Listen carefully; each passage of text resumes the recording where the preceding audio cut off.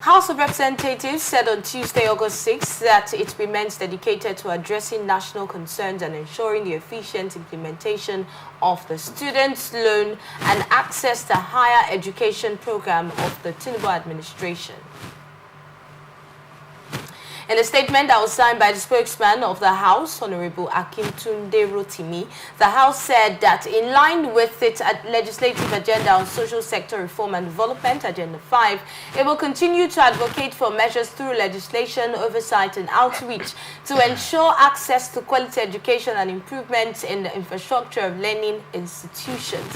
Now, it also reaffirms its unwavering commitment to the effective oversight and success of the students' loan as the government initiates the distribution of monthly stipends to students. Rotimi said recent updates through the House Oversight Mechanism confirmed that NEL Fund, under the leadership of the Managing Director Akintunde Soya, has commenced disbursing 20,000 naira monthly stipend for July to 20,371 students across 6 tertiary institutions. And he said that it was a statement or a testament to the federal government's commitment to breaking financial barriers in higher education. Now, we had this report yesterday that NEL Fund has funded, sent to over 2,000, according to that number, 20,000 students. That's 20,000 naira to those number of students and more coming. Just 6 institutions, they have 50-something more institutions to go. And this is NEL Fund's way of supporting the students during these hard times. Dr. John. 20,000 naira? Yes, 20,000 to each student? Yes. You see, monthly. Most of this, okay, that is, are they going to pay them from now till the end of their... We're told it's a monthly stipend of 20,000 naira to students. Sometimes, you know, government should not make mockery of the poor in this country.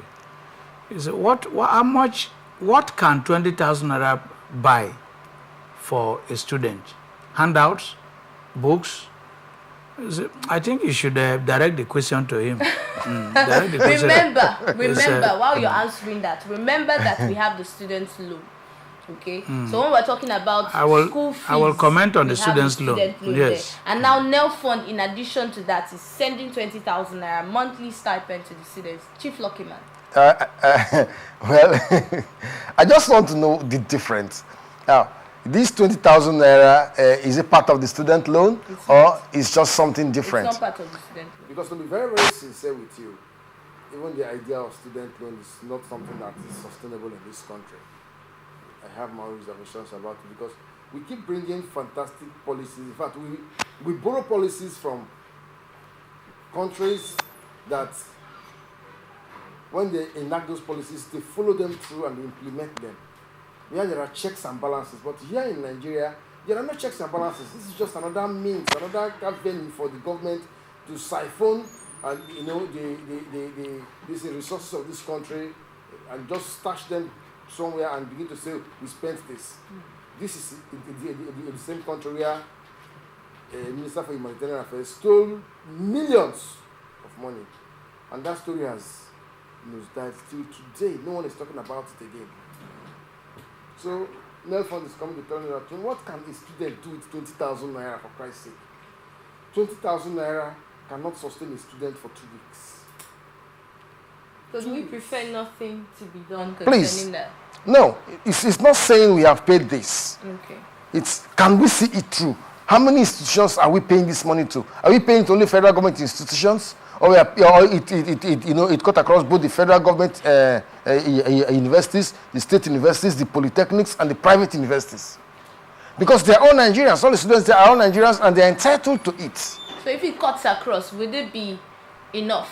It won't. Would it be justified? It still won't be enough. Why not channel this money into making the universities more effective, so that these universities can run effectively? Now, concerning that, we had this conversation yesterday with our guest who was here, and his thoughts were how much we have had various occasions where the federal government has channeled monies into universities, and he feels that if that is done, the students will not feel it directly, because sometimes because of corruption, we might not have it channeled in a way that it is intended for it to be channeled. Let Dr. John come in, because I want to wrap up on this topic. I just want to sorry. Okay, 30 seconds. Now, Let the channel this money to the universities.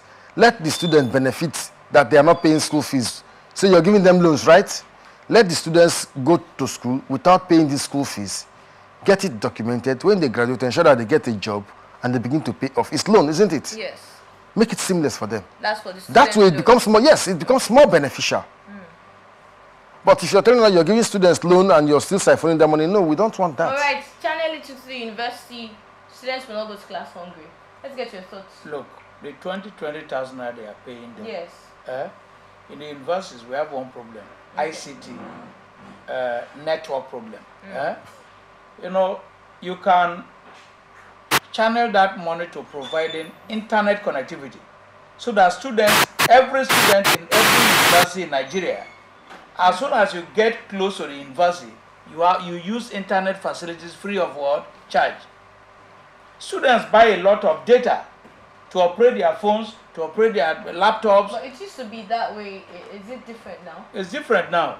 You can hardly see it now. Go to the university. You don't see internet connectivity. It's even a loan. Eh? Even the 20,000 is a loan. So the federal government should not joke with the future of the youths. You cannot say you are buying gari for somebody, and you know that gari you are buying for the family cannot last for 2 days, and you say you now go to the microphone, go to the TV, and announce that you are feeding, you are giving gari to every family. Let's come see in Nigeria, even the social investment programs we're embarking on, farmer money, trader money, and so on. They are avenues, they are chesspools of corruption. Yes. Because it is those who are operating those schemes that benefit more than the end beneficiaries. And that is why, when we come to students' loan, I will look at some of the shortcomings. That's the students' loan we're talking about now. As we're leaving this topic, we're not coming back to students' loan. So talking about students' loans, yes, the drawbacks are very many, too many. Number one, for you to operate a student loan, you must have reliable data. In Nigeria, we don't have. Number two, there's limited access. How many students have access to that loan? Schools do not have data of their students. Schools, even if schools have, it is not everybody that is benefiting. That's one thing you should know. It is not every student that is benefiting from the student loan. Yes. Number three, we also have the problem of operational costs. You know, to be able to administer the loan, yes, you need to set up an institution that will administer that loan. Number four, the payback mechanism cannot work. Because in Nigeria, most people leave universities and there are no jobs anyway. In America, when you leave school, at least they can trace you to a particular job where they say, okay, you can be paying back, they say pay back small. You can be paying the loan small. But in Nigeria, there are no job opportunities. Right. Some people leave school and you see themselves in the fishing pots. Others leave school and they bifurcate into the non-formal sector. Right. How would you trace that loan? All right.